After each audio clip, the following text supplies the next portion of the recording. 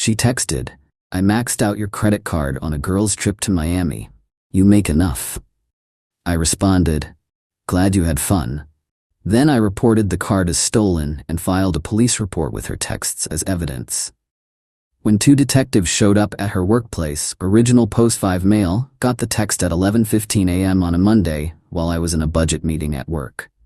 My girlfriend Brianna, 29, had borrowed my backup credit card for emergencies when she started her new job 3 months ago. We'd been together 2 years, living together for the last 8 months in my condo. The text, "Hey babe, had the best weekend in Miami with the girls. Maxed out the card but you make enough lol. Love you." Attached were photos, bottle service at some club, designer shopping bags, first-class plane seats, her and 3 friends popping champagne on a yacht. I stared at my phone under the conference table. The card had a $15,000 limit, my emergency card, for actual emergencies. My response, "Glad you had fun." She sent back heart emojis and, "You're the best." I excused myself from the meeting, went to my office, and pulled up the credit card app. $14,847.23 in charges over 3 days. Nobu Miami, Louis Vuitton, 4 Seasons hotel suite, yacht rental, Dom Perignon at multiple clubs. Here's the thing about Brianna. She made $42 a year as a marketing coordinator. Lived paycheck to paycheck, always talking about manifesting abundance and living her best life. I made decent money as a software engineering manager, but I'm not funding anyone's Instagram fantasy. I scrolled back through our texts, found it. 3 months ago when I gave her the card. Me, "This is only for emergencies, real emergencies." Her, "Of course, baby. I would never abuse this, just for peace of mind." I took screenshots of everything. The original agreement, today's confession, the charges. Then I called the credit card company. "I need to report fraudulent charges on my card." "Sir, do you have the card in your possession?" "No. It was stolen." "We'll freeze the card immediately and send you a fraud packet." "Will you be filing a police report?" "Absolutely." 20 minutes later, I was at the police station with printed screenshots. The desk sergeant looked at the evidence. She admitted to using the card without authorization. She had authorization for emergencies only. This was clearly not an emergency, and she knew the limit and deliberately maxed it out. According to her own message, yes. He shook his head. "We see this more than you'd think. The detective will want to speak with her." I filled out the report. Fraud over $10,000 is a felony in my state. Went back to work, turned off my phone, had 3 more meetings, acted completely normal. Got home around 6 p.m. Brianna was on the couch, wearing new designer sunglasses, scrolling through her phone. "Hey babe, you're late. I ordered Thai food with my card since yours isn't working for some reason." "Must be a glitch," I said. She chattered about Miami while we ate, the incredible networking opportunities, and how investing in experiences was so important. I nodded along. That night, she tried to get intimate. I claimed I was tired from work, slept on my side of the bed, mentally calculating how to protect my assets. Tuesday morning, left for work early. She was still asleep, probably exhausted from her investment in experiences. Update 1, 3 days later. The detectives moved faster than I expected. Thursday, 2 p.m., my phone exploded. 63 missed calls from Brianna. Texts ranging from, "What the hell? The police are here at my work. Are you serious right now? This has to be a mistake. Call me back now. I'm being arrested. This is insane over a little shopping." Then nothing for 2 hours. Then a call from an unknown number. "Is this Mr. Me?" "Yes. This is Monica, Brianna's friend. She's been arrested for credit card fraud. She said you need to drop the charges immediately."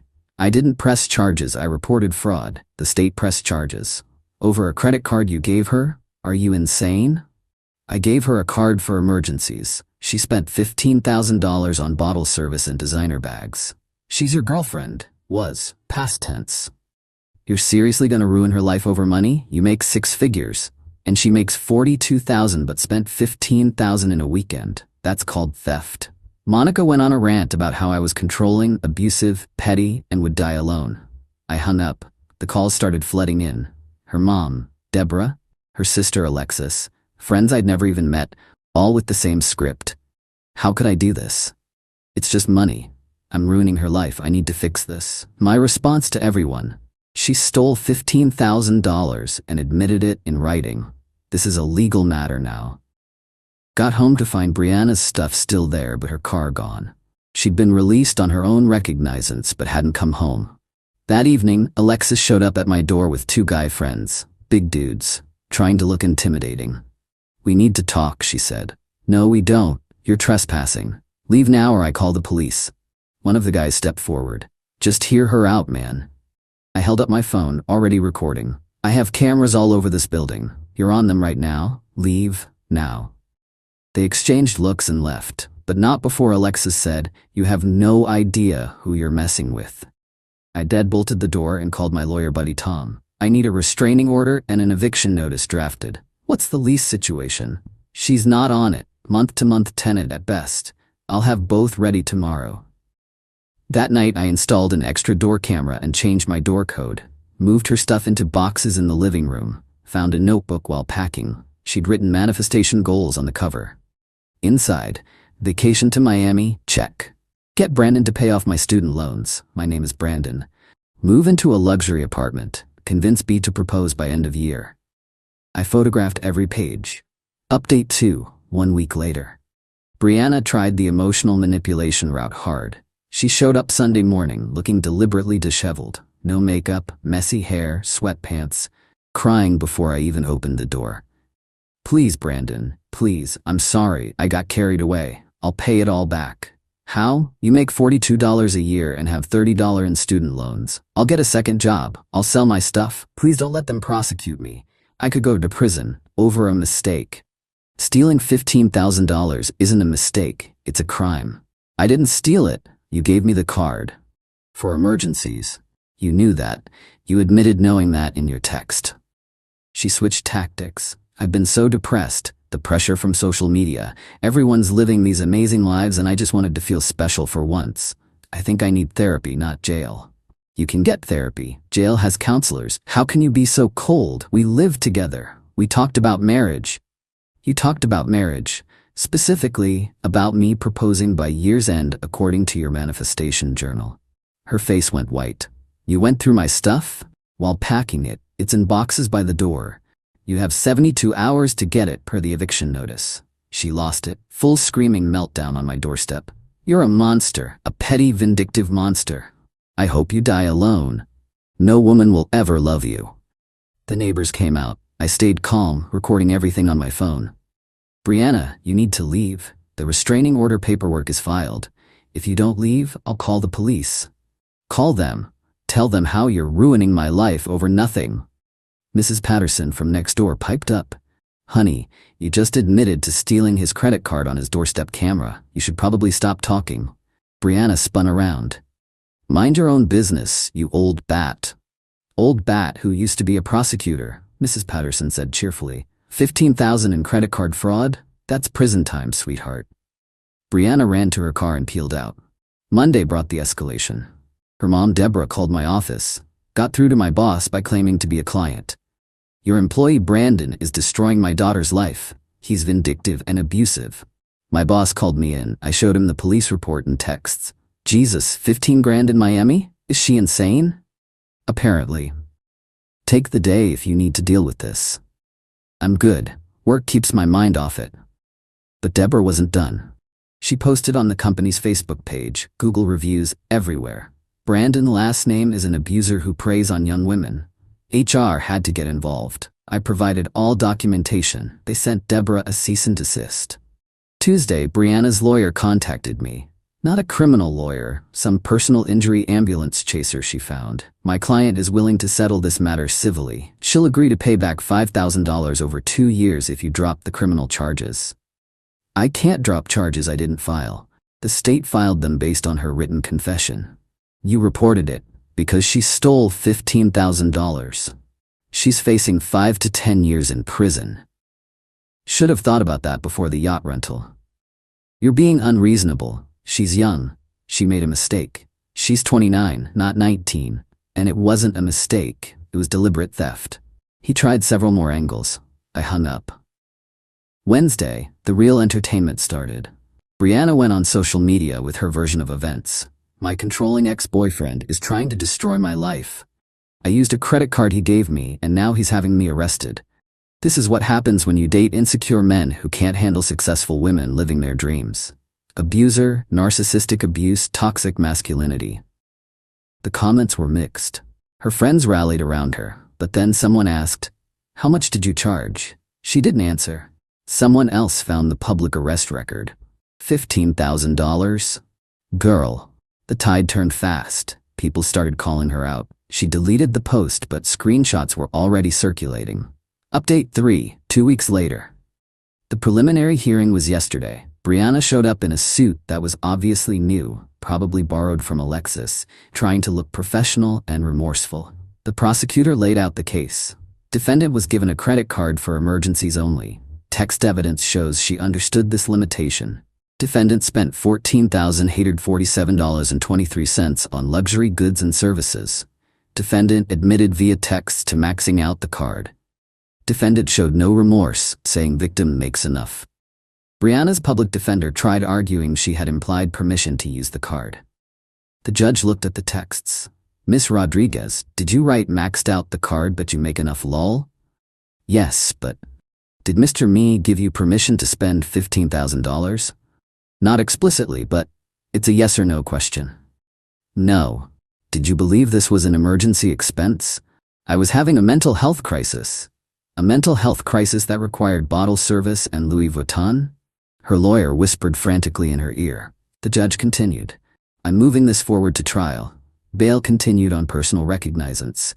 "Miss Rodriguez, you might want to consider a plea deal." Outside the courthouse, Deborah was waiting with a gaggle of Brianna's friends. They tried to approach me. My lawyer, hired him officially now, stepped between us. "No contact. There's a restraining order." Deborah shouted over him. "You're destroying her future. She'll lose her job. She'll have a record over money you can afford to lose." My lawyer responded calmly. "Ma'am, your daughter stole $15,000. The victim's income is irrelevant to the crime." One of Brianna's friends, Jessica, yelled, "She was just trying to live a little. He's acting like she murdered someone." My lawyer, "Felony theft is a serious crime. Perhaps your friend should have considered that before committing it." We walked away to a chorus of profanity.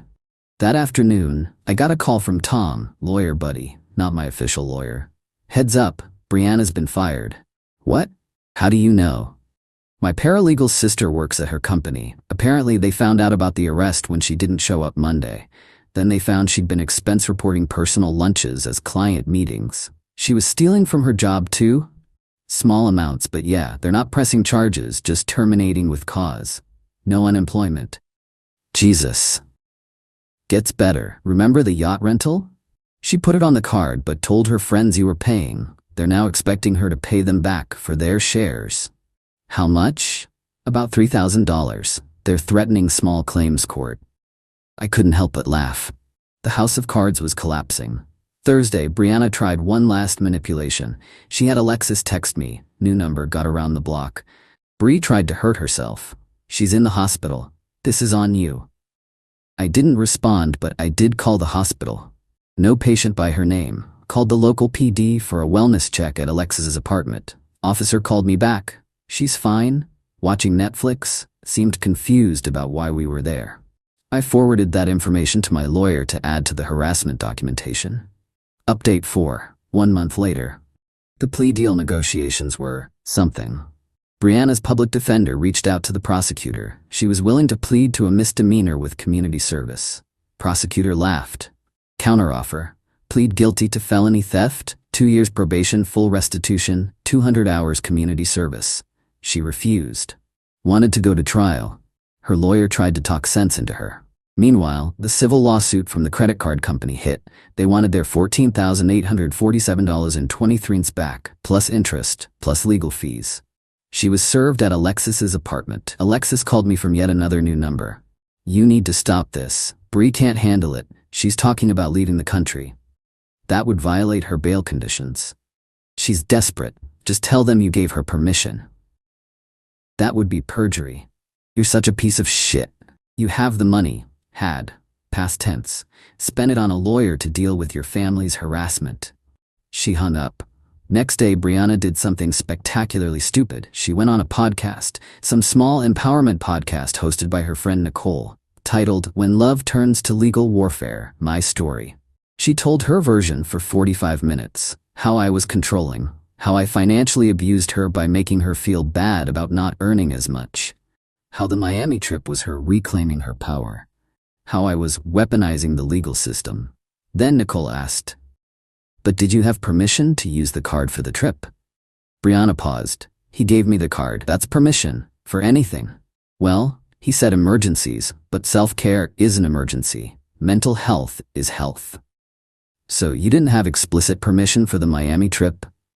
"Nicole, whose side are you on?" "I'm just trying to understand. I'm done with this interview." She stormed off. The podcast went viral in our local area. The prosecutor added it to evidence. Her public defender dropped her, said she was actively harming her own defense. She had to get another one. The Instagram influencer lifestyle she was trying to portray crumbled fast. The friends from Miami distanced themselves.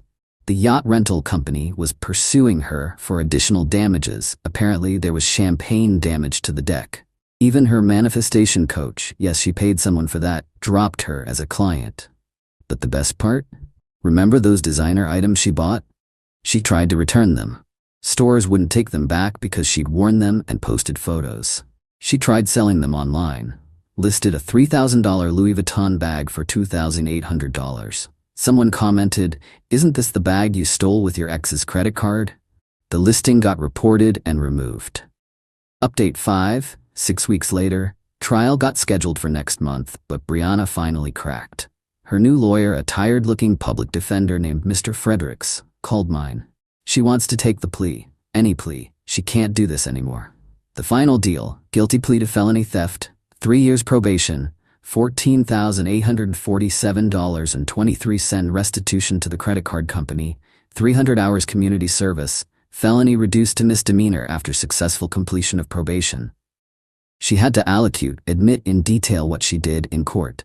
Standing there in front of the judge, her family, and a half-full courtroom, she had to say, "I used a credit card that wasn't mine to make unauthorized purchases totaling $14,847.23. I knew I didn't have permission for these purchases. I did it anyway." The judge asked, "Do you understand you're pleading guilty to a felony?" "Yes." "Do you understand this will be on your record?" "Yes." "Do you understand you'll have to pay full restitution?" Her voice cracked. "Yes." The gavel came down. Convicted felon. Outside the courthouse, Deborah tried one more time. "I hope you're happy. You destroyed her life." "No, ma'am. She destroyed her own life. I just refused to let her destroy mine too." Brianna wouldn't even look at me. She was already on her phone, probably trying to figure out how to spin this for social media. The aftermath was swift. She couldn't get a job anywhere that ran background checks. Had to move back in with Deborah, set up a payment plan for restitution. Ethan, $200 a month for roughly 6 years. Started her community service at a local food bank. The friends from Miami sued her in small claims court and won. Another $3,000 she owed. The yacht rental company got a judgment against her for $5 in damages. Her Instagram went from 10K followers to 2K. Then she made it private, then deleted it entirely.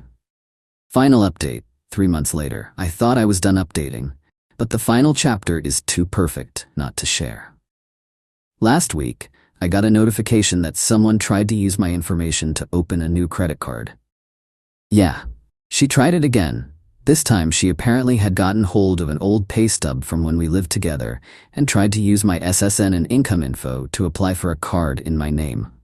The application was flagged because I'd frozen my credit after the initial incident. The credit card company called me to verify. I went straight to the police. Again, this violated her probation. Big time. Yesterday was her probation violation hearing. She tried to claim it was a misunderstanding, that she thought she was applying for her own card and accidentally used my information. The judge pulled up the application. She'd put her name as an authorized user on an account in my name. "Ms. Rodriguez, you're asking this court to believe that you accidentally memorized your ex-boyfriend's social security number and accidentally entered his annual income instead of yours?" I was confused. Confused? You listed his employer, his exact salary, his birth date. Her lawyer just shook his head. The judge revoked her probation, sentenced her to 18 months in minimum security prison. She'll serve probably 8 to 12 with good behavior. Deborah screamed. Alexis cried. Brianna fainted. Actually fainted. As court officers helped her up to take her into custody, she looked at me with pure hatred. You destroyed my life over money. The judge interjected. No, Miss Rodriguez, you destroyed your life over money. Money that wasn't yours. She was led away in handcuffs. Deborah followed me to the parking lot, keeping her legal distance but screaming. She made one mistake. 2 mistakes, I corrected. She tried to steal from me twice. 15,000 is nothing to you. It's not about the amount, it's about the principle. You have no principles, you're vindictive. I'm vindictive. Your daughter stole from me, got caught, faced consequences, and then tried to steal from me again. But I'm the bad guy? She had no response to that. Just stood there, crying and shaking. I got in my car and drove away. Felt nothing but relief. Tom called me later that evening. You know Alexis posted about you again? Don't care. She's calling you a class traitor for sending Brianna to prison. Class traitor? Her family has more money than mine. They just refuse to pay for Brianna's BS. Yeah, apparently Deborah has a healthy retirement fund, but wouldn't cover the restitution because Brianna needs to learn. Learn in prison, I guess. The truth is, I could have absorbed the 15K loss. It would have hurt, but I could have managed. But that was never the point. The point was that she felt entitled to steal from me because I made enough. She believed my success meant she could treat me like an ATM. And when caught, instead of showing remorse, she tried to manipulate, threaten, and harass me into compliance. Then she tried to steal from me again. My new girlfriend, yes, already, met her at a cybersecurity conference, asked if I felt guilty about Brianna going to prison. No. I feel guilty it took me 2 years to see who she really was. Would you do anything differently? Yeah. I'd have never given her the credit card in the first place. We're taking a trip to Costa Rica next month. Separate credit cards, separate rooms until we get more serious. Clear boundaries from day one. Brianna's friends still occasionally try to contact me through fake profiles. The messages range from calling me heartless to begging me to help with her commissary fund. I block them all. The credit card company sent me a letter. They're pursuing the criminal restitution through the court. I'll probably never see that money again, but that's fine. The 15K was worth the education. Expensive lesson, but learned. When someone shows you who they are, believe them. Entitlement doesn't go away, it escalates. You make enough is code for, I deserve your money. Never, ever give someone access to your finances unless you're married, and even then, be careful. Document everything. To those saying I went too far, she stole $15,000, admitted it, showed no remorse, and then tried to steal more while on probation. I didn't go far. The law did exactly what it's supposed to do. Brianna, if you're reading this from your minimum security cell, that manifestation journal you kept, you manifested this. Congratulations.